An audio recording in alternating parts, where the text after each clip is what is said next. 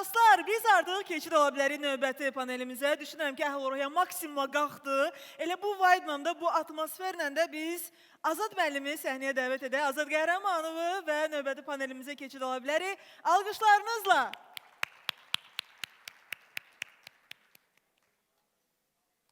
Deyir. Hə, əla. Müasir qaqalardan sonra ənənəvi qaqalar gəlirlər səhnəyə. Xoş gördük dostlar. Ümidvaram hamının əhvalı, keyfi, enerjisi yerindədir. İkinci panelə belə möhtəşəm başlamaq əladır.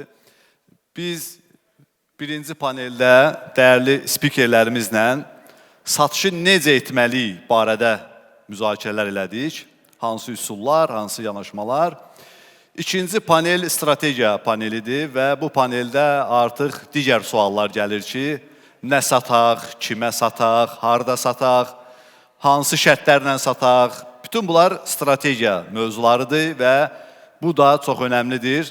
Mən öz 21 illik satış həyatımın ilk 10 ilində yalnız özüm satmışam və satış eləyən komanda qurmuşam. Heç vaxt strateji suallarla belə çox məşğul olmamışam. Və ilk dəfə 2014-cü ildə Satqrupla artıq işlərimizə başlayanda, özüm bütün məsuliyyəti daşıyanda gördüm ki, təkcə yaxşı satmağı, özün şəxsən satmağın və yaxşı bunu bacarmağın bəs eləmir. Sən mütləq strategiyanı da anlamalısan, analiz eləməlisən, planlamalısan.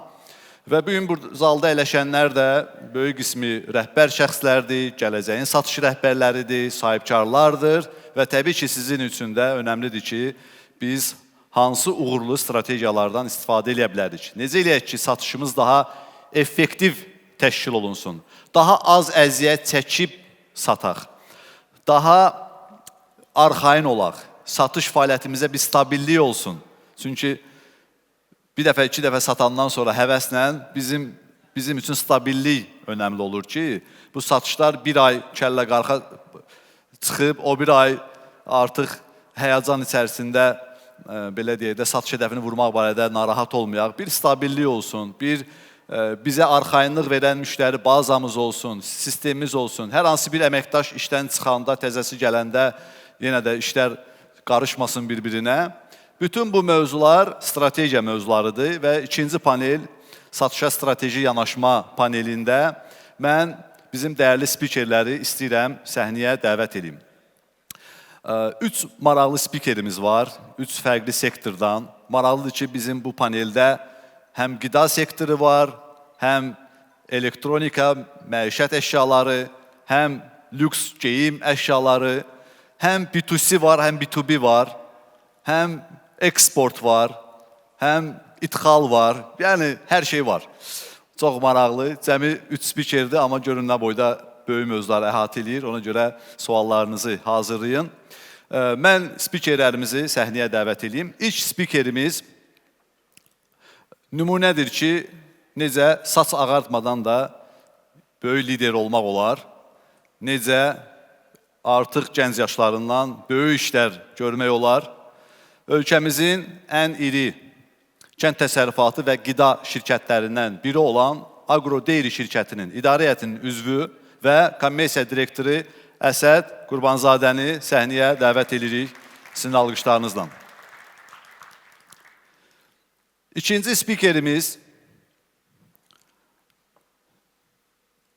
öz çalışdığı şirkətdə,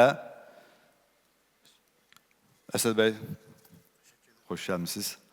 İkinci spikerimiz öz çalışdığı şirkətdə, belə deyil, lap start nöqtəsindən başlayıb, bu günləri ən şirkətdə mümkün olan ən uca zirvəyə gəlib çatıb. Şirkəti ilə bir yerdə böyüyüb, özü böyüyə-böyüyə şirkəti də böyüdüb və bu günləri ölkəmizin aparıcı elektronika və məişət əşyaları şəbəkələrindən olan İrşad Elektronik şirkətinin idarə heyətinin sədri Aris bəyi səhnəyə dəvət edirik sizin alqışlarınızla.